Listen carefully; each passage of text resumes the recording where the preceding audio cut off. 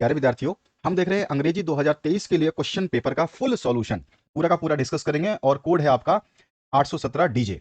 तो चलिए स्टार्ट करते हैं इस क्वेश्चन पेपर के सॉल्यूशन को। यहाँ पे जो पहला प्रश्न है, सभी को निर्देश तो पता है अच्छी तरह से। आपका पार्ट जो है ए और बी में डिवाइडेड रहेगा, आपको सभी को पता होना चाहिए। पार्ट ए में 20 एमसीक्यू रहेंगे जो OMR सीट पे आप भरेंगे।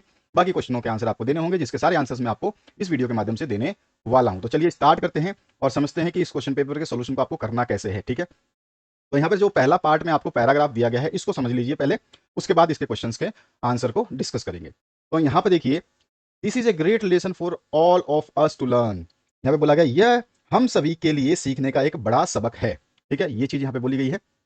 That in all matters two extremes are alike, यानी कि बोल रहा है कि सभी मामलों में, मैटर्स का मतलब होता है यहाँ पे मामले, ठीक है, सभी मामलों में दो चरम सीमाएं जो है समान होती हैं। अलाइक मतलब होता है समान। The extreme positive and extreme negative are always similar. यहाँ पे बोला गया है चरम जो सकारात्मक है, ठीक है, एक्सट्रीम नेगेटिव और एक्सट्रीम पॉजिटिव दोनों चीजें, चरम सकारात्मक और चरम नकारात्मक जो है, ये क्या होते हैं, हमेशा समान होते हैं, सिमिलर होते हैं। When the vibration of light are too slow we do not see them. तो यहाँ बोला गया जब प्रकाश का कंपन बहुत धीमा होता है तो हम उसे नहीं देख पाते हैं। और nor do we see them when they are too rapid. और यहाँ पे ये भी बोला गया है हम उसे, जब वो बहुत तेज होता है तो भी हम उसको नहीं देख पाते हैं। हमारी आंखें क्या होती है, चौंधिया जाती हैं, आपको पता है अच्छी तरह से। जब एकदम तेज लाइट, अचानक आप सो रहे हो और जगते हो लाइट जला दिया किसी ने, कैसे आपका आंखों के सामने एकदम ऐसी रोशनी पड़ती है, आपको सब कुछ जो है एक सेकंड के लिए बिल्कुल नजर नहीं आता। तो विद साउंड, और इसी तरह से आवाज में भी, यानी ध्वनि के साथ भी, when very slow in pitch, जब उसकी पिच यानी कि जो हम कह सकते हैं उसकी त्वरण जो है, वो अगर बहुत ही स्लो है, लो है, कम है, तो हम उसको सुन नहीं सकते। और जब बिल्कुल हाई है, बहुत ज्यादा तेज है, तो भी हम उसको नहीं सुन सकते। ठीक है, of like nature in difference between resistance and non resistance. अब यहां पे बोल रहा है जब इसी तरह से जो प्रतिरोध और गैर प्रतिरोध के बीच का अंतर जो है वैसा ही होता है। ठीक है, यहां पे बोला है of like nature is the difference between resistance and non resistance, यानी प्रतिरोध और गैर प्रतिरोध के बीच में भी ऐसा ही होता है। One man does not resist because he is weak. कोई इंसान जो है वो रजिस्ट मतलब विरोध नहीं करता क्योंकि वो क्या है, वीक है, कमजोर है, lazy, and can not other man knows that he can strike an irreversible blow if he likes. यानी कि यहां पे बोल रहा है कि जो आदमी प्रतिरोध नहीं कर सकता है, जो प्रतिरोध नहीं कर सकता है क्योंकि वो कमजोर है और क्या है, आलसी है। ठीक है, क्योंकि वो कमजोर है और आलसी है। The other man knows that he can strike an irreversible blow if he likes. और वहीं पर जो दूसरा आदमी जो है प्रतिरोध कर सकता है, प्रहार कर सकता है, लेकिन फिर भी वो जो है ऐसा नहीं करता है, इरिवर्सिबल। ठीक है, yet he not only does not strike but bless his enemies. जो है वो, जो दूसरे आदमी होते हैं वो प्रतिरोध नहीं करते हैं, ना ही किसी के ऊपर जो है आक्रमण करते हैं, बल्कि तो अपने शत्रुओं को भी क्या देते हैं, आशीर्वाद देते हैं। The weak who shows non resistance is oppressed bit while the stronger one commits a sin if he offers resistance. तो यहाँ पे बोला गया जो निर्बल है वो प्रतिरोध नहीं करता, लेकिन उसका क्या है, दमन किया जाता है। ठीक है ना, और जो शक्तिशाली वो प्रतिरोध करता है, लेकिन उसको हम पाप समझते हैं। तो इस तरह से ये पैराग्राफ दिया गया है। अब बढ़ते हैं हम इसके आंसर की तरफ और सारे आंसर्स को हम डिस्कस करने वाले हैं। पहला जो क्वेश्चन है, we are unable to hear a sound if, हम किसी ध्वनि को सुनने में असमर्थ है क्योंकि। अगर ध्वनि सबसे बहुत कम है तब हम सुनने में असमर्थ हो सकते हैं, और साथ ही साथ अगर ध्वनि बहुत ज्यादा है तो भी हमारे को जो है सुनने में असमर्थता महसूस होगी। यानी कि हमारा ऑप्शन जो है ए एंड बी करेक्ट हो जाएगा, डी ऑप्शन। इसके बाद आते हैं नेक्स्ट क्वेश्चन पे। क्वेश्चन नेक्स्ट जो सेकंड नंबर पूछा गया है, the two extremes are alike means, यानी कि दो चरम जो होते हैं ये सेम है। अलाइक मतलब जो है एक जैसे हैं, इसका मतलब क्या है, तो यहाँ पे ऑप्शंस दिए गए हैं, हम ऑप्शंस देखेंगे और पैसेज को हम पढ़ चुके हैं तो हमें पता चलेगा कि we get almost the same result in both the situation. यानी कि सेम, अलाइक मतलब एक जैसा, और यहाँ पर भी सेम है। ठीक है, और यहाँ पर भी आप देखोगे पैसेज में भी लिखा है extreme positive and extreme negative are always similar. ठीक है, तो सिमिलर मतलब सेम होता है। इसके बाद आ जाइए नेक्स्ट क्वेश्चन पे। Which word in the passage is opposite of slow, slow का अपोजिट आपको इस पैसेज में से देख के बताना है। तो इस पैसेज के अंदर जो स्लो का अपोजिट है, स्लो मतलब धीरे और रैपिड मतलब तेज, तो यहाँ पे बी ऑप्शन जो है हमारा करेक्ट हो जाएगा। इसके बाद आ जाइए नेक्स्ट क्वेश्चन पे। 4 से 8 तक के प्रश्नों को हम उत्तर देंगे, जिसमें I dash there with my parents, मैं वहां गया था मेरे पिता के साथ। तो अब मैं यहाँ पे गया था कि गया हूं, और क्या आएगा ये हमारे पास ऑप्शंस है। तो I will go there with my parents, तो ये भी सही है, ठीक है। I went there with my parents, ये भी सही है।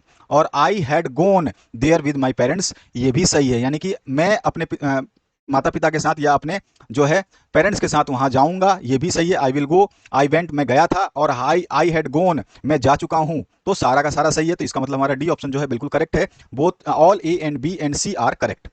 अब आते हैं पांचवें क्वेश्चन पे। If you want to know about new things you are, अगर आपको नई चीजों को जानने की जिज्ञासा है तो आप क्या हैं, तो आप क्यूरियस हैं, यानी कि जिज्ञासु हैं। क्या है, जिज्ञासु हैं। तो डी ऑप्शन जो है करेक्ट हो जाएगा। छठा जो क्वेश्चन है, arrange the following word cluster to make a meaningful sentence. यहाँ पे क्लस्टर यानी कि जंबल वर्ड्स दे रखे हैं, आगे पीछे वर्ड्स दे रखे हैं। इन वर्ड्स को जो है सही तरीके से हमें लिख करके सही मीनिंगफुल सेंटेंस बनाना है। तो जब हम इसको मीनिंगफुल सेंटेंस को प्रोवाइड करते हैं तो हमारा जो सही ऑप्शन होता है वो होता है my brother loves to share his toys. तो सी ऑप्शन जो है करेक्ट हो जाएगा। अगला जो पार्ट है उसकी बात करते हैं। सारे सॉल्यूशंस में आपको फुल दे रहा हूं। फुल सॉल्यूशन जो है केवल इसी चैनल पे आपको यूट्यूब पे कहीं भी सर्च करिए, कोई भी फुल सॉल्यूशन आपको नहीं देगा यूट्यूब के माध्यम से। हम ही आपको देते हैं। 2022 के मॉडल पेपर जरूर पढ़ लेना, उसमें से आपके बहुत सारे क्वेश्चंस आएंगे। तो मॉडल सेट जो है 2022 का कंप्लीट सॉल्यूशन है, उसको आप देख लेना, वो भी हमारे चैनल पे मिलेगा 2022 का। और किसी चैनल पे आपको एक आधा सब्जेक्ट मिल जाए तो मिल जाए, वो भी ना मिल पाए शायद, ठीक है। तो 2022 का तो हमने कर ही दिया है, और 2023 का आप देख ही रहे हैं। तो 2023 के जो है सॉल्यूशन, फुल सॉल्यूशन यहां पर आपको मिलेंगे। प्लेलिस्ट डिस्क्रिप्शन बॉक्स में गिवन है, हर चीज आपको प्लेलिस्ट चाहे कोई भी हो, वो सारी प्लेलिस्ट मैंने डिस्क्रिप्शन बॉक्स में डाल रखी है आप लोगों के लिए। आप कमेंट सेक्शन में कमेंट कर सकते हैं, कोई भी परेशानी है तो कमेंट आपका हमेशा रिप्लाई किया जाता है, अगर आपका कमेंट सुटेबल है तो। साथ ही साथ आप शेयर करना बिल्कुल ना भूलें अपने स्कूल फ्रेंड्स, या फिर आप जो भी ग्रुप यूज करते हैं व्हाट्सएप पे या फिर टेलीग्राम पे या फिर फेसबुक या फिर ट्विटर पे, तो हर जगह पे आपको शेयर करना है ताकि दूसरे बच्चों तक ये सारे वीडियोस पहुंच पाए जिनके फुल सॉल्यूशंस आपको चाहिए। इस बार का पैटर्न बहुत ज्यादा चेंज किया गया है, पूरा पैटर्न चेंज कर दिया गया है, बुरी तरह चेंज किया गया है। जो चैनल्स आपको अच्छे अच्छे चैनल्स, जो जिनके नाम मैं भी जानता हूं, आप भी जानते हैं, अच्छे अच्छे नाम हैं, जिन्होंने ये 2022 का पैटर्न, ये नया आया 2022 का मॉडल पेपर, इस तरह से लिख लिख करके उन्होंने तबाही मचा रखी थी, बच्चों को कंफ्यूज कर दिया था। हालांकि ऐसा कुछ भी नहीं हुआ, और आपको पता है जब तक बोर्ड जारी ना करे कुछ भी, तब तक आप ना माने किसी भी चैनल की बातें, ठीक है। तो यहां पर जो है सातवां question, which of the following word is miss spelled. Miss spelled मतलब किसका जो है स्पेलिंग यहां पर, यानी कि वर्तनी जो है किसकी सही नहीं है। तो एब्यूंडेंस जो है, एब्यूंडेंस, इसकी स्पेलिंग यहां पर जो है सही नहीं है, ठीक है। एब्यूंडेंस की स्पेलिंग सही नहीं है, DANCE हो जाता, तो यहां पर जो ए ऑप्शन है करेक्ट हो जाएगा। अगला जो क्वेश्चन है इसमें बात करते हैं, he jumped dash the well to save drowning girl. वो कुएं में कूदा खालिस्तान, कुएं में कूदा सेव करने के लिए, किसको, डूबते हुए लड़की को। तो कहां पे कूदा वो, कुएं में, तो इनटू द वेल हो जाएगा, बी ऑप्शन करेक्ट हो जाएगा। अगला जो है 9 से 10 तक जो क्वेश्चन हमें आंसर देने, 9वां और 10वां, ये दोनों क्वेश्चन आंसर देने हमारे को इस पैसेज को पढ़ने के बाद में। तो इस पैसेज को आप पढ़ सकते हैं आराम से, और पढ़ने के बाद में जो इसमें 9वां क्वेश्चन पूछा गया इसको देखिए। तो यहाँ पे जो 9वां क्वेश्चन है, ध्यान से देखना है आपको। 9वां क्वेश्चन इसमें पूछा गया, in NS poem the duckling and father swan symbolize. तो ये यहाँ पर जो एनए पोएम है, इसमें जो duckling and father swan symbolise किसको करते हैं, तो ये आपको बताना है। सीधा सीधा आपसे पूछा क्या गया है, कविता जो है एनी कविता में डकलिंग और फादर स्वान किसके प्रतीक हैं, मतलब सीधी सी बात ये पूछा गया है आपसे। तो इसका सही आंसर हो जाएगा, डकलिंग्स एंड फादर स्वान जो है ये चिल्ड्रन और पेरेंट्स के बीच का सिंबल है, ठीक है ना। तो ए ऑप्शन जो है आपका करेक्ट हो जाएगा। इसके बाद आते हैं 10वें क्वेश्चन पे। 10वां जो है, mister Keesing had assigned an extra homework earlier because. तो यहाँ पे सीधा सीधा आपसे क्या पूछा गया है कि मिस्टर जो कीजिंग है, मिस्टर कीजिंग ने एने को पहले के अतिरिक्त होमवर्क सौंपा था, क्यों, क्योंकि एने talked too much in the class, क्योंकि एने जो है वो क्लास में, कक्षा में बहुत ज्यादा अधिक बातें करती थी। तो यहाँ पे डी ऑप्शन जो है हमारा करेक्ट हो जाएगा। अगला जो है 11वां क्वेश्चन, 11 से लेकर 13 तक के क्वेश्चंस को हमें चूज करना है राइट आंसर। तो यहाँ पे जो पूछा गया आपसे देखिए ध्यान से, यहाँ पे Mandela past dash year in jail. तो मंडेला ने खालिस्तान वर्ष जेल में बिताए, तो कितने बिताए उन्होंने, तो उन्होंने बिताए थे लगभग लगभग 27 वर्ष। तो ए ऑप्शन जो है करेक्ट हो जाएगा 27। इसके बाद आ जाइए, तो यहाँ पर माशियर is a dash found in course. तो यहाँ पर जो है महासीर एक खालिस्तान कोर्ज में पाया जाता है। तो क्या हुआ है, a large fresh water fish जो है उसको बोलते हैं मासीर, ठीक है। तो यहाँ पे ए ऑप्शन जो है करेक्ट हो जाएगा, ठीक है। एक मीठे पानी की मछली बोलते हैं, वो मासीर में पाई जाती है। इसके बाद आते हैं नेक्स्ट क्वेश्चन पे। 13वां जो क्वेश्चन है इसमें क्या पूछा गया है ये देखिए, the bus conductor was a dash man, तो जो है बस कंडक्टर खालिस्तान व्यक्ति था या आदमी था, तो कैसा आदमी था, तो वाज ए जॉली मैन, कैसा था वो, जॉली मैन। तो बी ऑप्शन जो है करेक्ट हो जाएगा, ठीक है, बी करेक्ट हो जाएगा। अगले क्वेश्चन की बात करते हैं, क्वेश्चन नंबर 14 और 15 के ऊपर आ जाते हैं हम।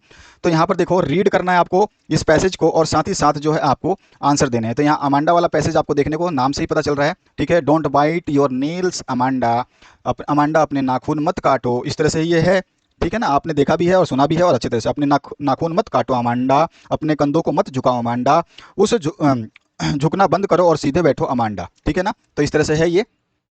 तो यहाँ पर who is the speaker in the above line, तो उपरोक्त पंक्ति के कवि या वक्ता कौन है, तो हमारा आंसर हो जाएगा हर पेरेंट्स, ठीक है, तो यहाँ पे बी ऑप्शन करेक्ट हो जाएगा। उसके बाद नेक्स्ट जो क्वेश्चन है 15 number, the speaker in is speaking like this because, तो यहाँ पर जो है सीधा सीधा पूछा गया है, वक्ता या कवि जो है इस तरह से बोल रहा है क्योंकि, क्योंकि क्या रीजन है उसका कि इस तरह से वो बोल रहा है, तो हमारा आंसर जो हो जाएगा वो सी ऑप्शन करेक्ट हो जाएगा, instruction can make Amanda behave better, यानी कि जो निर्देश है वो अमांडा को बेहतर व्यवहार करने में क्या है, मदद कर सकते हैं ना, instruction can make Amanda behave better, ठीक है, तो यहाँ पे सी ऑप्शन करेक्ट हो जाएगा। अगले क्वेश्चन की बात करते हैं जो 16 से 20 तक है, choose the correct option to answer the following questions. यहाँ पे जो 16वां क्वेश्चन है, it was a temptation to keep Tiki on as a permanent guest because, तो ये टेम्पटेशन क्यों था, यानी कि आपको सीधा सीधा टिक्की को स्थायी अतिथि के रूप में रखना एक प्रलोभन था, प्रलोभन, टेम्पटेशन का मतलब क्या, प्रलोभन, यानी कि लालच था, क्योंकि क्योंकि मिसेस पम्पफेरी जो है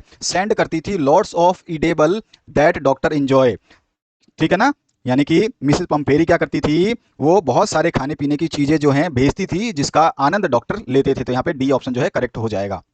अगला जो क्वेश्चन है, अनिल टॉट हरी सिंह टू, तो अनिल ने क्या सिखाया, ये पूछा गया है सीधा सीधा, अनिल ने हरी को क्या सिखाया, तो आंसर हो जाएगा cook right and add numbers, यानी कि पढ़ना लिखना और संख्याएं जोड़ना। इसके बाद जो नेक्स्ट क्वेश्चन है 18 नंबर, the book gifted to Ebright by his mother was, तो जो किताब इब्राइट को उसकी माँ द्वारा उपहार में दी गई थी वो कौन सी थी, तो the travels of monarch x, कौन सी बुक थी वो, the travel of monarch x. इसके बाद जो नेक्स्ट क्वेश्चन है, which of the following combination describe Matilda, तो यहाँ पे कौन सा कॉम्बिनेशन जो है आपको ये बताती है कि वो मटिल्डा के बारे में है, वर्णन करती है। यदि हम यहाँ पर आंसर्स जो ऑप्शंस हैं इनके ऊपर गौर करें तो हमारे को दो पहली चीज मिल रही है कि वो रिच तो थी नहीं, तो ये सबसे पहला ऑप्शन गलत हो गया। यहाँ पर भी डी ऑप्शन जो रिच वाला ऑप्शन है दोनों गलत हो गए। अब बचते हैं हमारे पास दो ऑप्शन। अब दो ऑप्शन में ये कॉम्बिनेशन कौन सा डिस्क्राइब करता है, देखो वो फैशनेबल थी, ठीक है ये बात तो सही है, एम्बिशियस थी, ये भी ठीक है, ठीक है, और मिडिल क्लास की थी, ये भी ठीक है, वो जो रिच नहीं थी तो मिडिल क्लास की थी, ये तो ठीक है। अच्छा, वो एम्बिशियस थी, ये भी ठीक है, मिडिल क्लास की थी, ये भी ठीक है, लेकिन सेटिस्फाई थी, ये गलत है, वो सेटिस्फाइड नहीं थी अपनी लाइफ से, है ना। तो यहाँ पे कौन सा ऑप्शन सही हो जाएगा, बी ऑप्शन जो है करेक्ट हो जाएगा। तो हमारा fashionable, ambitious and middle class समझ में आया होगा आपको। अब आते हैं हम नेक्स्ट क्वेश्चन की तरफ। नेक्स्ट जो क्वेश्चन आपसे पूछा जाएगा उसके हम आंसर को देंगे, ध्यान से आप पूरे वीडियो को देख लेना ताकि आपको कोई भी कंफ्यूजन ना रहे।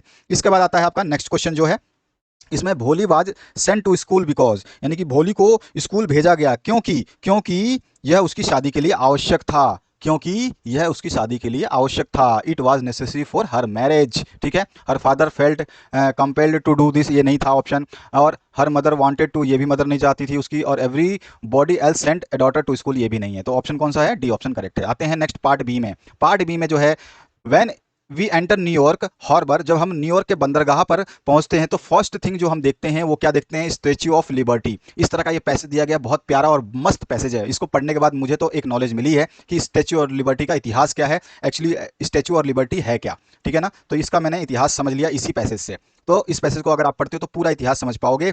Have you ever wondered how it came to be there, तो यहाँ पे सीधा सीधा बोला, क्या आप कभी आश्चर्यचकित हुए कि ये जो स्टैच्यू ऑफ लिबर्टी है वो कैसे वहां पहुंचा। तो यहाँ पर जो है सीधा सीधा आंसर हो जाएगा कि फ्रांस ने जो है 100 ईयर एनिवर्सरी पर अमेरिका की जो 100वीं सालगिरह थी आज़ादी की, उसके ऊपर जो इंडिपेंडेंस आज़ादी की 100वीं सालगिरह पर फ्रांस के द्वारा स्टैच्यू ऑफ लिबर्टी को गिफ्ट किया गया था, ठीक है। और फ्रांस ने जो है इसको भेजा था और इसको जो है 214 बॉक्सों में बंद करके वहाँ पे, मतलब फ्रांस ने बनाया था और 214 बॉक्सों में बंद करके जो है इसको सेंड किया गया था न्यूयॉर्क में। और न्यूयॉर्क के पास में जो है एक प्रॉब्लम थी, और वो प्रॉब्लम क्या थी कि जो उन्होंने जो फ्रेंच ने जो रेज किया था lot of fund to build the statue, जो फ्रेंच ने जितने भी फंड जो है रेज किए थे, तो न्यूयॉर्क के पास में जो है वो फंड जो है सिक्योर वो नहीं कर पाया था, ठीक है। तो इसके लिए क्या करा, न्यूयॉर्क न्यूज़पेपर में जो है लोगों से इम्प्लोर्ड मतलब होता है विनती करना, आग्रह करना, रिक्वेस्ट करना, ठीक है, रिक्वेस्ट भी बोल सकते हैं इम्प्लोर्ड का।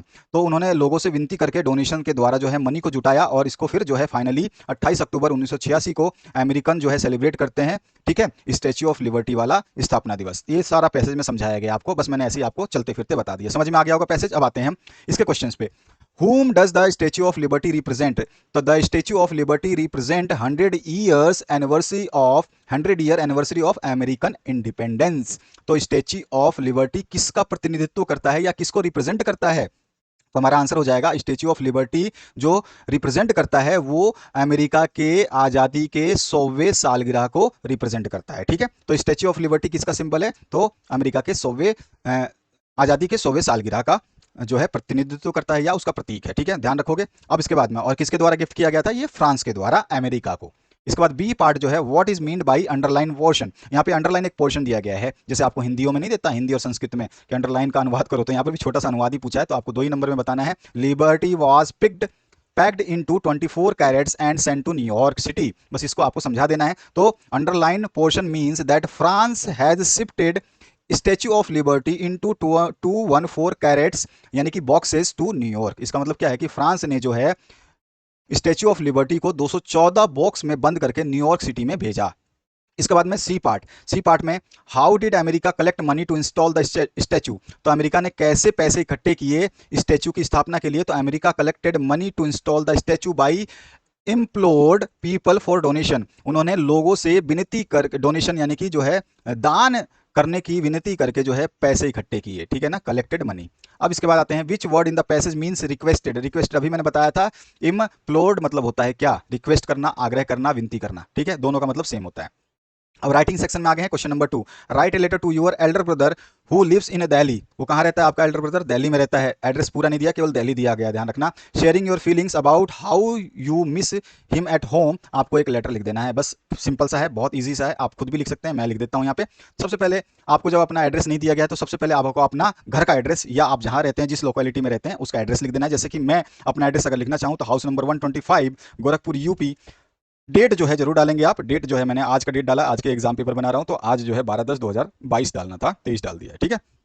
अब जो भी आप 22-23 डालो, क्या फर्क पड़ता है, मतलब मैंने डेट डाल दिया। अब उसके बाद में C9 पीतमपुरा, ये क्या है? ये जो है ब्रदर का एड्रेस, कहाँ रहता है वो? दिल्ली में। तो डेट के नीचे जो हमको जिसको लेटर लिखते हैं उसका एड्रेस आता है, तो दिल्ली तो लिख सकते थे लेकिन दिल्ली अधूरा लगता है, इसलिए मैंने केवल ऊपर C9 पीतमपुरा अपनी मर्जी से लिख दिया। आप अपनी मर्जी से कोई भी एड्रेस यूज कर सकते हैं, दिल्ली का पीतमपुरा और जनार्दन नगर या कैनॉट प्लेस कोई भी, या फिर दिल्ली भी लिख सकते थे, ऐसा कोई इशू नहीं था। लेकिन आपको समझना जरूरी है कि यहाँ पर जब एड्रेस लिखते हैं तो जिसको भेजा जाता है उसका एड्रेस यहाँ पे आता है डेट के नीचे, ठीक है। अगर दिया हुआ हो, ना दिया हुआ तो आप अपनी मर्जी से भी लिख सकते हैं, थोड़ा सा मेंशन किया हो तो आप उसको और भी बेहतरीन तरीके से लिख सकते हैं। तो यहाँ पे डियर ब्रदर लिख करके सीधा सीधा hope this letter finds you in the best of health and we are all fine here. तो सबसे पहले हमने एक ही लाइन में इनको बता दिया कि भैया ये जो लेटर है ये हमने आपको लिखा है कि आप जो है अच्छे होंगे, अच्छे स्वास्थ्य के साथ होंगे, ठीक है, ये चीज हमें बता दिया। और उसके बाद में हम क्या कह सकते हैं कि हम सब यहाँ पे ठीक हैं, ठीक है, we all are fine here. और हम यहाँ पे कह रहे हैं कि आशा है कि आपको ये पत्र जो है उत्तम स्वास्थ्य में मिला होगा, ठीक है। ये हिंदी समझ में आ गई। अब यहाँ पर जो है हमने छोटा छोटा सा जो है बहुत छोटा करने की कोशिश की है और सिंपलेस्ट वर्ड में फटाफट कहते हैं ना कि कोट के रूप में लिख दिया है कि कोई शब्द नहीं बता सकता कि मैं कितना गहरा प्यार करता हूँ, ठीक है ना। डियर ब्रदर, प्रिय भाई, मेरे प्रयासों के प्रति आपने कभी खत्म ना होने वाला समर्थन और निरंतर प्रयत्न करने का जो है प्रोत्साहन दिया है, ठीक है ना। इस तरह से ये लिखा है मैंने। और साथ ही साथ जो है यहाँ पर आपकी अनुपस्थिति जो है मुझे दुखी करती है, ठीक है। और हमने लिखा है और मैं आपको फिर से देखने का इंतजार नहीं कर सकता, ठीक है। I miss you and listen, मैं तुम्हें बहुत याद कर रहा हूं और सुनो, मम्मी और पापा भी तुम्हें बहुत याद कर रहे हैं। तो इस तरह से हमने जो है मिस कर रहे हैं, मिस के बारे में कि that is share your feelings, है ना। तो फीलिंग्स हमने अपनी शेयर कर दी। योर लविंगली, जो भी आप अपना नाम लिखना चाहें लिख सकते हैं। और पार्ट में जो दूसरा आपको दिया गया है राइट एन एप्लीकेशन, एप्लीकेशन लिखना है प्रिंसिपल को टू योर स्कूल कंप्लेन, किसके लिए? वाटर टैंक्स की सफाई जो है नहीं हो रही है रेगुलरली, नियमित रूप से नहीं हो रही है सफाई आपके वाटर टैंक्स जो स्कूल में है उनकी, उसके लिए हेडमास्टर को जो आपको एक एप्लीकेशन लिख देनी है। To the headmaster Loyal high school Kanpur, जो है मैंने कुछ भी एड्रेस डाल दिया, आप भी डाल सकते हैं अपने स्कूल का एड्रेस, इसमें एड्रेस नहीं मेंशन है। सब्जेक्ट आप जरूर लिख देंगे water tanks in the school are not being cleaned regularly, ये सब्जेक्ट आपको देना है। यहाँ पर दिया गया है water tanks in the school are not being cleaned regularly, ये सब्जेक्ट है आपका, इसके लिए आप लेटर लिख रहे हैं। It is humble request that the school tank is not being clean regularly because waste is received in the water from the school tap. यहाँ पे सीधा सीधा बोल दिया गया है, आपको बताया क्या गया है कि विनम्र निवेदन है कि विद्यालय की टंकी की नियमित रूप से सफाई नहीं हो रही है, क्योंकि विद्यालय के नल के पानी में जो है कचरा आ रहा है। और फिर आगे और मैं इसको हिंदी में समझाता हूँ, इसको पढ़ोगे तो आपको समझ में आ जाएगा। तो यहाँ पर जो है विद्यालय के नल में कचरा आ रहा है और कभी कभी काला पानी निकल रहा है। ठीक है, कभी कभी काला पानी निकल रहा है और लंबे समय से इसकी सफाई नहीं हुई है। ठीक है, लंबे समय से इसकी सफाई नहीं हुई है। कुछ छात्रों को इसका नुकसान उठाना पड़ रहा। ठीक है, कुछ छात्रों को इसका नुकसान जो है उठाना पड़ा है। पीलिया रोग और जो है गंदा पानी से इससे कुछ को पीलिया रोग और गंदा पानी से कुछ लोगों को टाइफाइड हो गया है और उनको जो है डॉक्टर की सलाह पे साफ पानी पीने की हिदायत दी गई है। घर से डिस्पाइट यानी कि घर से पानी लाने के बावजूद भी हमें कभी कभी स्कूल के पानी का भी इस्तेमाल करना पड़ता है। अतः महोदय से विनम्र निवेदन है कि विद्यार्थियों एवं शिक्षकों, ध्यान देना यहाँ पर कि humble request to sir that keeping in mind the health of interest of the student and teachers, यानी विद्यार्थियों और शिक्षकों और जो यहाँ पे कर्मचारी कार्य कर रहे हैं उनको उनके स्वास्थ्य को ध्यान रखते हुए या स्वास्थ्य के हितों को ध्यान रखते हुए कृपया विद्यालय के टंकी की सफाई करने की कृपा करें और सभी के स्वास्थ्य की रक्षा करें। इसके लिए मैं आपका आजीवन आभारी रहूंगी। योर ओबीडियंट स्टूडेंट श्रुति। अब अपना क्लास वगैरह जो भी है मेंशन कर सकते हैं। तो इस तरह से इस लेटर को आप लिख सकते हैं। अगला जो पार्ट है, right A report on the craft exhibition in your school in about 80 to 100 words. तो आपको क्राफ्ट एग्जीबिशन जो आपके स्कूल में हुआ है उसके लिए एक रिपोर्ट आपको तैयार करनी है। ठीक है, 80 से 100 शब्दों में। और यहाँ पर कब हुआ था, इनोग्रेशन सेरेमनी है, एग्जिबिटेड क्राफ्ट आइटम क्या थे, गैदरिंग था, all other stalls, overall experience, ये सारे इसमें आपको मेंशन कर देने हैं। तो यहाँ पर जो है मैंने आपको एक craft exhibition in mission school, जो भी स्कूल का नाम आप लिखना चाहें, किसके द्वारा है, तो यहाँ पे आशा शर्मा के द्वारा लिखा गया है। आप चाहें तो अपना नाम लिख सकते हैं और फिर यहाँ पे आप अक्टूबर, जिस डेट को आप लिख रहे हैं वो डेट डाल करके और जहाँ से आप लिख रहे हैं, जहाँ पर आपका स्कूल है जिस जिले में, वो इस जिले का नाम लिख करके फिर आप इसको स्टार्ट कर देंगे, जो कि आपका क्राफ्ट वर्कशॉप या फिर आप इसको एग्जीबिशन भी कर सकते हैं, एग्जीबिशन भी कर सकते हैं। ठीक है, इसके लिए आपको घबराने की जरूरत नहीं है। वाज ऑर्गेनाइज्ड ऑन, तो यहाँ पे आप एग्जीबिशन कर लेना क्योंकि एग्जीबिशन यहाँ पे लिखा हुआ है। ठीक है, तो यहाँ पे आप सीधा सीधा an art and craft exhibition was organized on 10/10/2022 by our school principal DK Misra to provide limitless opportunity for the creative minds। तो इस तरह से आपका ये जो है पैराग्राफ आप अच्छी तरीके से लिख सकते हैं। बहुत इजी सा पैराग्राफ मैंने लिखा है और इसको आप जब लिखेंगे तो आपको घबराना नहीं है, टेंशन नहीं लेना है और आराम से इसको लिख देना है। इसमें सब कुछ मैंने लिखा है सीधा सीधा कि जो है 10/10/2022 को हमारे स्कूल के प्रधानाध्यापक DK मिश्रा रचनात्मक दिमाग, माइंड है ना यहाँ पर आपका, क्रिएटिव माइंड को क्या बोलते हैं, रचनात्मक जो है दिमाग बोल सकते हैं, रचनात्मक मानसिकता के लिए असीम अवसर प्रदान करने के लिए जो है ये आयोजन किया गया है। और मिस स्वप्ना सिंह जो है फ्रीलांसर हैं और ग्राफिक डिजाइनर है, आर्टिस्ट हैं, इनको जो है हमने क्या है, ये एक प्रदर्शनी की प्राथमिक संरक्षक भी हैं और साथ ही साथ जो है ये जो है इस सेरेमनी की इनॉग्रेशन सेरेमनी की जो है क्या है, चीफ गेस्ट भी हैं। ठीक है, इनको बुलाया गया है और इसके बाद में जो है आप बता देंगे कि जो 23 other teacher, artisans and freelancers were also involve in the program. यहाँ पर जो है 23 अन्य शिक्षक, कारीगर और फ्रीलांसर भी इस कार्यक्रम में शामिल थे। प्रतिभागियों की संख्या काफ़ी थी। यहाँ पे आपको जो भी पॉइंट दिए गए हैं उन पॉइंटों को जरूर मेंशन करना है इसमें। ठीक है, और प्रतिभागियों की संख्या बहुत ज़्यादा थी और इस प्रदर्शनी में हर वर्ग के छात्र सक्रिय रूप से शामिल थे। इसके बाद हम लिख सकते हैं आभूषण जो है, गुड़िया, उसके बाद में फूल बनाने से लेकर के जो है, ठीक है ना, फूल बनाने से लेकर के जो है इसमें आपके कपड़े बांधने और कप और सिरेमिक जो है, सिरेमिक से डिज़ाइन किए गए पेंसिल शेडिंग, ग्लास पेंटिंग, सिलाई कढ़ाई से लेकर के जो है टाइटल पेंटिंग, ब्लॉक डिज़ाइनिंग और बहुत सारी जो है यहाँ पर जो मतलब चीज़ें देखने को मिली थी, फैशनेबल। और इसके बाद में student painted mural paintings and stencils patterns on the walls of the school. और जो है छात्रों ने स्कूल की दीवारों पर जो है चित्र और स्टेंसिल्स का पैटर्न भी चित्रित किया। उन्होंने मिट्टी से छोटी छोटी मूर्तियां बनाई और जीवंत जो है दीवारों पर जो है अलग अलग जो है दीवारों के परिसर पे अलग अलग जो है चीज़ें हैंग किए। ठीक है ना, इस तरह से आप इसको लिखेंगे तो आपको जो है पूरे मार्क्स मिलेंगे। आप इसमें से कुछ भी थोड़ा बहुत कम ज़्यादा करना चाहें, जो स्पेलिंग्स आपको याद नहीं होती है, जो लाइन याद नहीं होती, उसको आप कम भी कर सकते हैं। तो यहाँ पर जो है मैंने पूरा सही तरीके से लिख दिया है। आप जो एग्जीबिशन के बारे में 80 शब्दों में है तो मैंने थोड़ा सा डिस्क्राइब किया है ताकि बच्चे को जो अच्छा लगता है वो पैराग्राफ इसमें से या जो लाइन चूज करना है वो चूज कर सकते हैं। तो ये आपका जो है आंसर हो जाएगा क्राफ्ट एग्जीबिशन। इसके बाद इसके और पार्ट में आपको एक पिक्चर दी गई है और इस पिक्चर के हेल्प से जो है एक आपको आर्टिकल लिखना है advantages and disadvantages of internet पे। 80 से 100 शब्दों में ही लिखना है, या तो आप ये वाला ऊपर वाला लिखें या ये लिखें। तो इसमें ऑनलाइन शॉपिंग है, कम्युनिकेशन फॉर्म है, सोशल अटेंशन है, उसके बाद में आपका जो है आपका साइबर क्राइम है, साथ ही साथ इंटरनेट एडिक्शन है, ऑनलाइन कोर्सेज है, एंटरटेनमेंट है। तो इन सब चीज़ों को मेंशन कर देना है इसमें जब हम लिखेंगे। तो इंट्रोडक्शन लिख देंगे सबसे पहले। इंट्रोडक्शन में हम बता देंगे कि आपका जो ऑनलाइन चीज़ है, जो यानी इंटरनेट या कंप्यूटर और सर्वर जो है, ये आपका कैसा है, ये बहुत बड़ा एक कनेक्शन है। Internet is a huge connection between computer server and mobile devices where you find any information, जहां पर आपको कोई भी जानकारी मिल सकती है।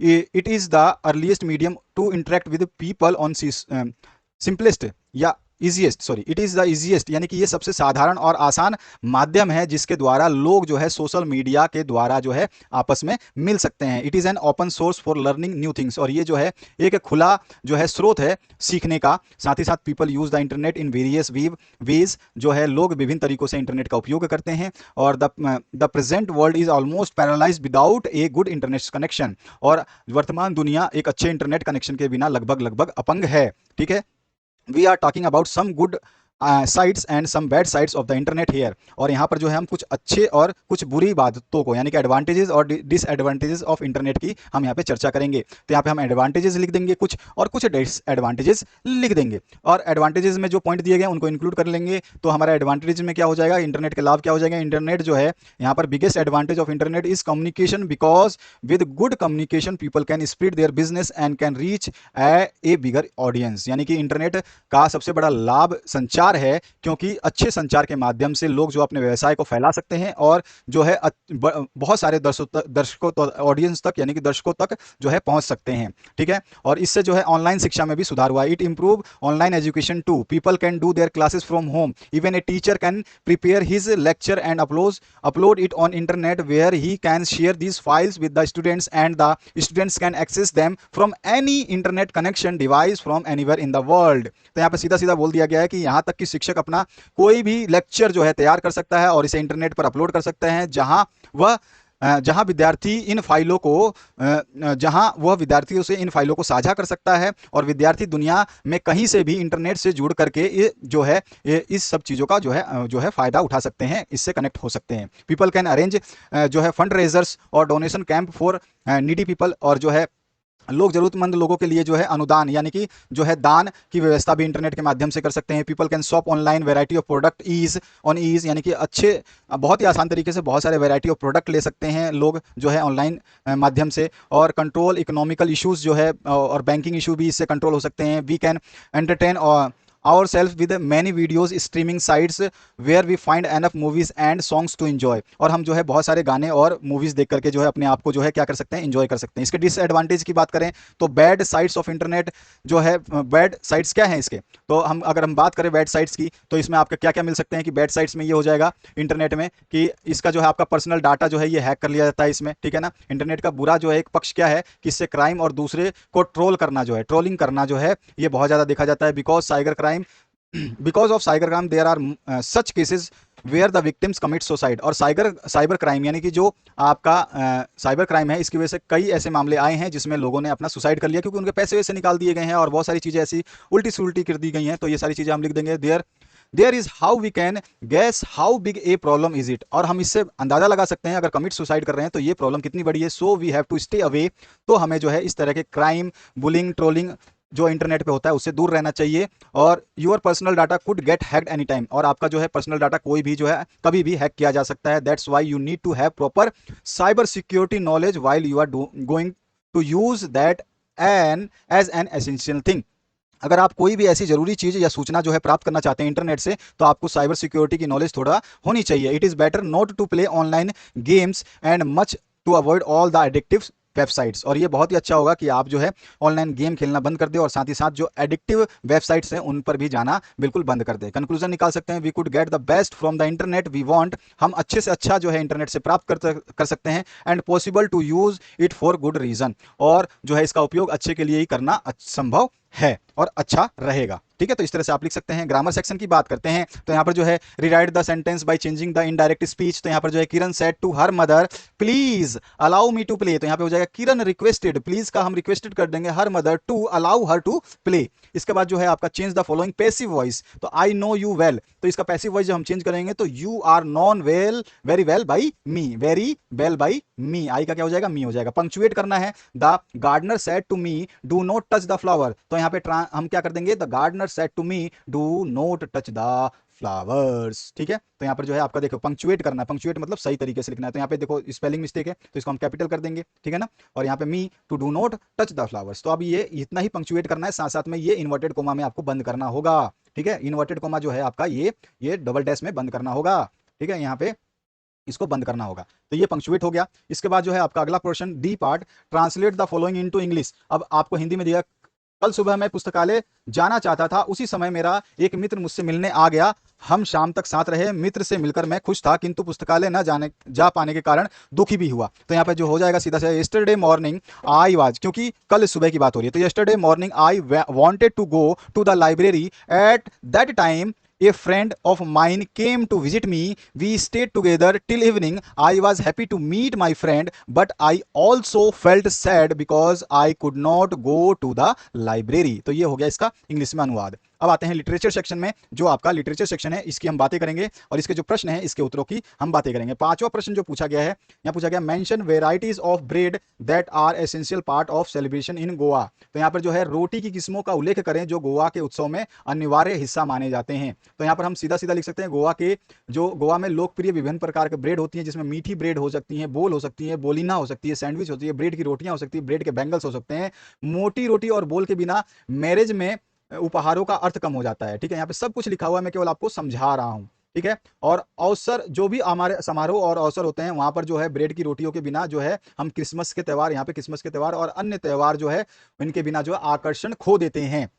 और घर की महिलाएं अपनी बेटियों की शादी में सैंडविच बनाती हैं, इसलिए गोवा की परंपरा में रोटियों का यानी कि ब्रेड का बहुत ही महत्वपूर्ण स्थान है। तो इस तरह से हम इसका लिख सकते हैं आंसर। आगे आते हैं इसके और पार्ट पे। अब और पार्ट जो है इसमें क्या बोला गया है, और पार्ट को देखिए। और पार्ट जो है आपको क्या बोला गया है, who was Anne Frank, where did she writes her diary, तो यहाँ पे एन फ्रैंक कौन थी और उसने अपनी डायरी कहाँ लिखी, तो यहाँ पे हम सीधा सीधा एन फ्रैंक जो है एक यहूदी लड़की थी जो द्वितीय विश्व युद्ध के दौरान नाजियों से बचने के लिए छिपी हुई थी, और उसके पिता ने 13वें जन्मदिन पर उसको एक डायरी गिफ्ट की थी जिसे वो किटी का नाम से बुलाती थी। वह अपना अनुभव जो है एक डायरी के माध्यम से, अपने विचारों के माध्यम से साझा करती है। वह अपनी ऊर्जा को जो है लेखन में लगाती है और साथ ही साथ इसमें जो है राजनीति और साहित्य का ज्ञान जो है इसमें लिखती है, और उसकी मृत्यु के बाद वह डायरी जो है प्रसिद्ध हो जाती है। और उसने जो है ये डायरी जो है ये कहाँ लिखी थी, तो फ्रीस यहाँ पे देखो, she hides in the secret annex of the Prinsengracht of 263 in the Armstrong with the 7 other people, वो 7 लोगों के साथ में जो है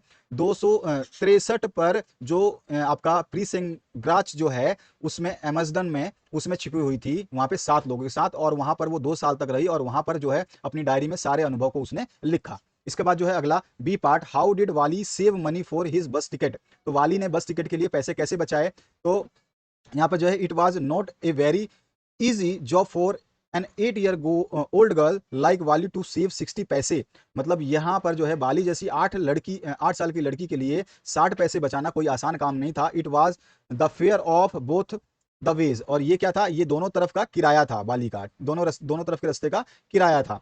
वाली यहाँ पर जो है Bali thriftily saved every coin that came to her, और जो उसके पास, बाली के पास जो भी मतलब आता था, जो भी उसके पास आता था उस पैसे को जो है वो क्या करती थी, बचाती थी। She resisted the temptation of buying peppermints toys and balloons, और उसने जो है अपने जो पुदीना खरीदती थी, खिलौने खरीदते थे, गुब्बारे खरीदते थे, उसका जो है बिल्कुल टेम्पटेशन यानी कि जो है उसकी इच्छा का जो है बिल्कुल भी जो है विरोध कर लिया, रिस्ट्रिक्ट कर लिया अपने आप को। और she stifled her strong desire of having a ride on the merry go round, और जो है उसने जो है मैरी गो राउंड पर सवारी करने के लिए उसने अपनी प्रबल जो इच्छा को जो है उसमें दबा दिया। तो इस तरह से उसने जो है ये पैसे इकट्ठे किए। इसके और पार्ट में जो है आपका answer, why was Lencho angry with the post office employees, तो यहाँ पर सीधा सीधा पूछा गया है कि लेंचो जो था वो पोस्ट ऑफिस एम्प्लॉइज से क्यों नाराज था, क्यों जो है उससे दुखी था। तो यहाँ पे लेंचो जो है वो क्या करता था, यहाँ पे मैं जो इंग्लिश में लिख चुका हूँ इसको समझा देता हूँ। लेंचो डाकघर के कर्मचारियों से नाराज था क्योंकि उसने भगवान से जब 100 पॉज जब मांगे थे, उसके बजाय जो है उसने 70 पेसोस दिए थे, ठीक है ना। और उसने सोचा कि बचा हुआ जो पैसा था वो पैसा डाकघर के कर्मचारियों ने चुरा लिया है। उसका यही मानना जो है वो यही मानता था, और साथ ही साथ वो ये भी जानता था कि भगवान कभी भी ऐसी गलती नहीं करेंगे। तो ये चीज इसको जो है हम कह सकते हैं कि लेंचो इसी वजह से नाराज था। इसके बाद जो है आपका नेक्स्ट पार्ट, इसमें what lesson did Kisa Gotami learn in the end. तो कीजा गौतमी ने आखिर में क्या सबक सीखा। तो अंत में कीजा गौतमी जो है सभी भ्रमों से मुक्त हो गई और उन्होंने सीखा कि मृत्यु सभी के लिए जो है सामान्य और कोई भी मरने से नहीं बच सकता, ठीक है ना। तो कीजा गौतमी ने क्या सीखा कि मृत्यु सभी के लिए सामान्य कॉमन है और कोई भी मरने से नहीं बच सकता। और साथ ही साथ उसने ये जो है उसने ये स्वीकारा कि ये जो है आपका ये सार्वभौमिक सत्य है। इस सत्य को उसने महसूस किया और सभी लोग जो है मृत्यु में देर सवेर जो है उनकी मृत्यु होती है। सभी लोगों की देर सवेर जो है मृत्यु होती है। डेथ जो है मृत्यु किसी को नहीं बख्शती और उसका विलाप और शोक उसके मरे हुए बेटे को जीवित नहीं कर सकता, ठीक है ना। यहाँ पे लिखा गया है उसका विलाप जो है उसके मरे हुए बच्चे को जीवित नहीं कर सकता। ऐसा कोई परिवार नहीं था जिसमें कोई बेटा बेटी माता पिता कभी ना मरे हों। लोग अपने मरे हुओं के लिए रोते हैं, लेकिन बुद्धिमान लोग जो है शोक नहीं करते क्योंकि उन्होंने स्वच्छ जो है सत्य को स्वीकारा है। तो ये चीजें जो है इस पूरे लाइन में हमने समझाई है। आपको समझ में आ गया होगा, दोबारा सुन लेना इस वीडियो को, आपको और समझ में आ जाएगा। How did Mandela's idea of freedom change his age and experience. तो यहाँ पे मंडेला का स्वतंत्रता का विचार उम्र और अनुभव के साथ कैसे बदल गया। तो जो है मंडेला जो है आज़ादी का असली मतलब जो है उन्होंने जो अपने एज और एक्सपीरियंस के साथ में ही समझा, ठीक है। और जो है as young boy he thought that he was born free and believe that as long as he obeyed his father and abided by the customs of his tribe, he was freely in every possible manner. As he grew older, freedom to raise a family and freedom to earn livelihood and started dominating his thoughts. उसने जो है अपने thoughts को dominate करना शुरू कर दिया। Gradually he realized that he was selfish during his boyhood. वो अपने बचपन में उसने रियलाइज किया कि वो अपने बचपन में क्या था, जो है सेल्फिश हो गया था। He slowly understood that he was not just his freedom, uh, he was not just his freedom that was being cultivated, but the freedom of all blacks. It was the freedom from fear and prejudice.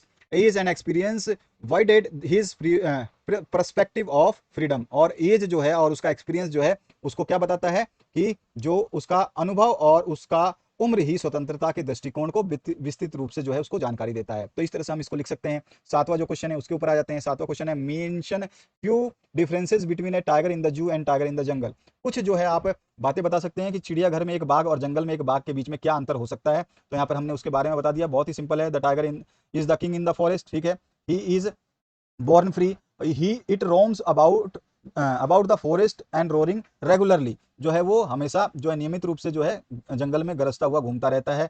It enjoys the supremacy as all animals are afraid of it।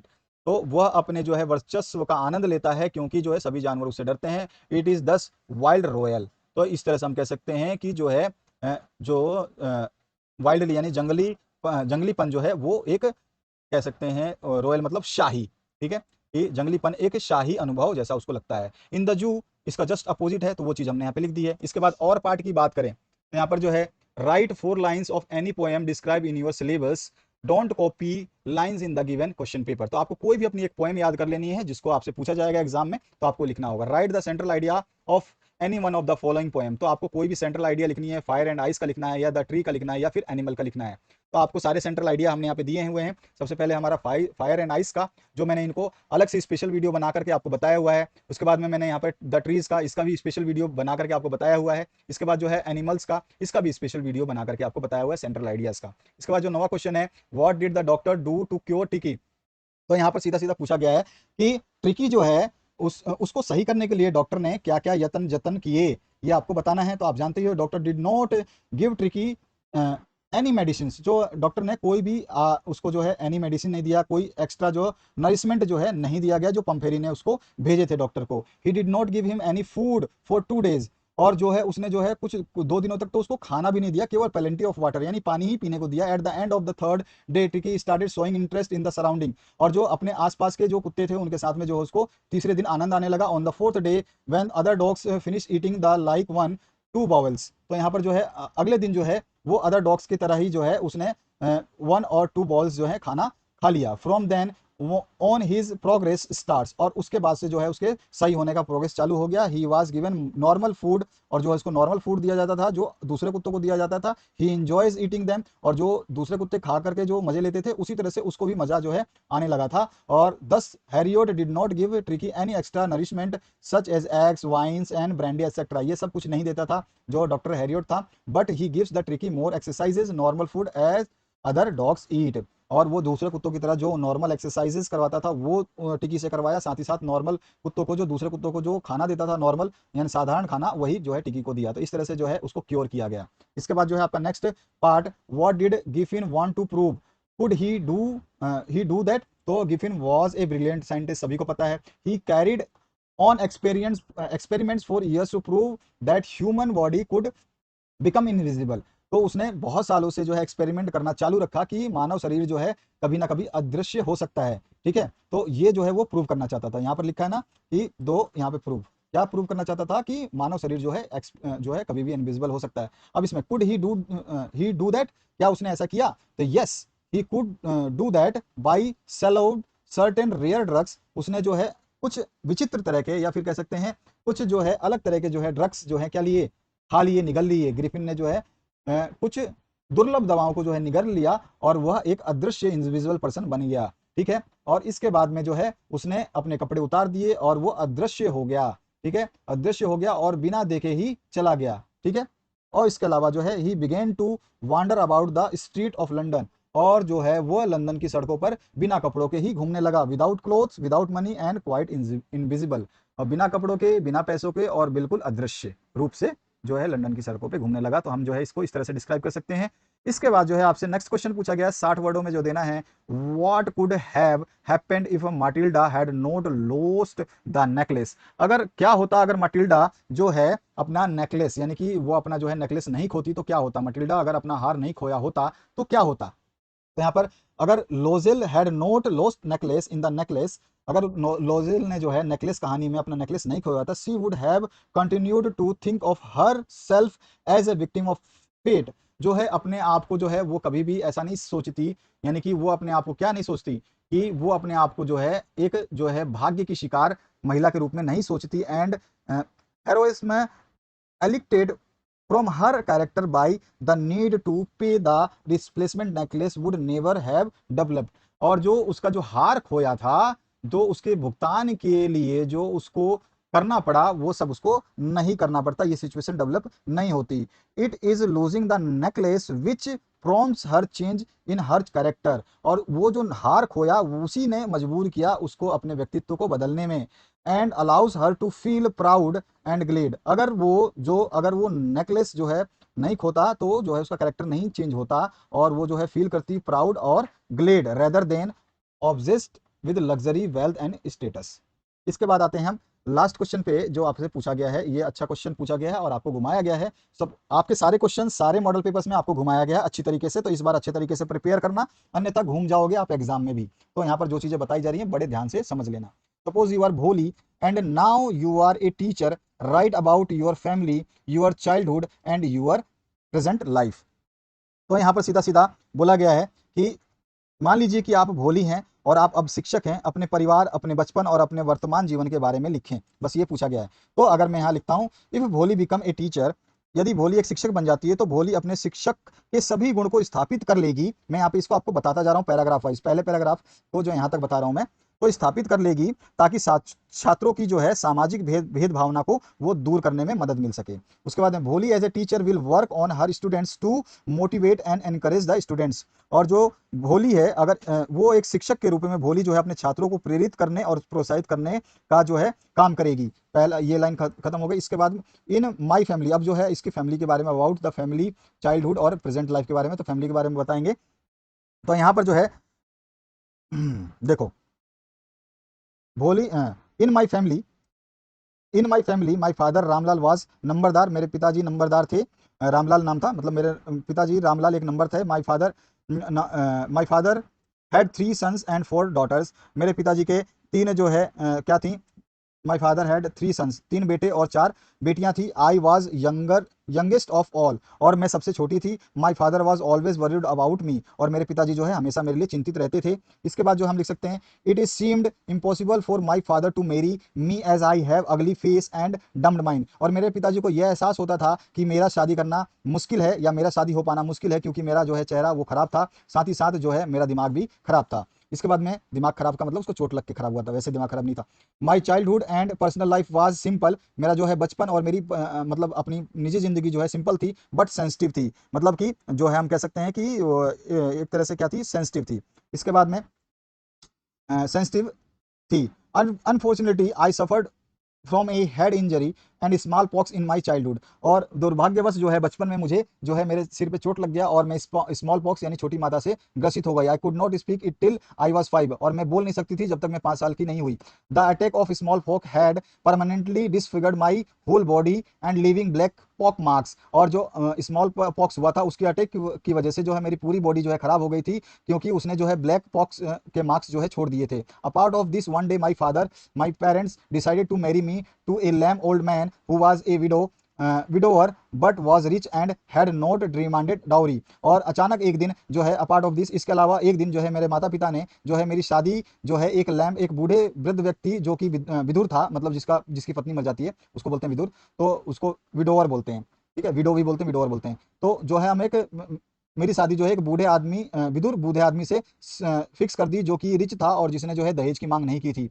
On the wedding day, और जिस दिन शादी थी, the bride groom arrived with the great pop and show which fulfilled my father with Joy, और जिस दिन शादी थी उस दिन जो है ग्रूम दूल्हा जो है अपने बैंड बाजा बारात के साथ आया, जिसको देख करके मेरे पिताजी जो है प्रसन्न हो चुके या हो उठे। द ग्रूम बिशंबर, उसका नाम क्या था, बिशंबर नाथ, डिस्कवर्ड दैट आई हैड पोक मार्क्स एंड डिमांडेड डाउरी, और जो है उससे पहले तो बिशंबर ने देखा नहीं था, लेकिन जिस दिन शादी थी उस दिन उसने उसको देखा, और उसको देखा कि उसके जो चेहरे पर है, मेरे चेहरे पर जो है काले मार्क्स या दाग धब्बे हैं, और उसने जो है इसके वजह से जो है मेरे से रिटर्न में मैरिज करने के बदले में जो उसने दहेज की मांग कर ली। और I could not bear all of this, और मैंने इन सभी चीज़ों को सहन नहीं किया, और रिफ्यूज मैरी ए ग्रीडी मैन ओल्ड मैन, और मैंने जब इन चीज़ों को सहन नहीं किया और मैंने एक लालची बूढ़े आदमी से शादी करने के लिए मना कर दिया। माई पेरेंट्स, अब हमारे पेरेंट्स के बारे में हम बताएंगे, पर्सनल लाइफ की बात भी बताएंगे। यहाँ पे आपको क्वेश्चन क्या हुआ, योर पर्सनल लाइफ, एक लाइन और 2 लाइन लिख देनी है। My parents life is now as I dreamed, my parents नहीं होगा यहाँ पे, माई पर्सनल हो जाएगा, यहाँ पे मिस्टेक है क्वेश्चन में, मैंने लिखा है तो मिस्टेक हो गया, इसीलिए सही कर रहा हूँ। यहाँ पे माई पर्सनल, ठीक है, my personal life is now as I dreamed, मेरी जो कह सकते हैं कि मेरा जो my present life is now as dreamed, आप लिख सकते हो my present personal life, my present personal life is now as I dreamed. चाहे तो आप ये पूरा वर्ड भी लिख सकते हो, लेकिन अगर पर्सनल प्रेजेंट कर देते हो क्वेश्चन में दिया गया तो ठीक है, अदरवाइज इसमें भी नंबर नहीं कटेंगे। अगर आप ये पूरा लिख देते हो तो घबराने की जरूरत नहीं है, जो चीज़ लिखी गई है आप लिख सकते हो, आपको घबराने की आवश्यकता नहीं है, ठीक है ना। My present life is now as I dreamed, जो मेरा वर्तमान जीवन है अब वैसा था जैसा मैंने सपना देखा था। I stand against social industries, और मैं जो है सामाजिक अन्याय के खिलाफ खड़ी हुई, और that was appreciated by my parents, और ये जो है मेरे माता पिता के द्वारा जो है क्या किया गया, प्रोत्साहित किया गया, ठीक है, अप्रिशिएट किया गया। और it is the time to explore myself, और यह जो है अब मेरे को खुद को एक्सप्लोर करने का एक समय था। तो इस तरह से हम अपने लाइनों को पिरो सकते हैं।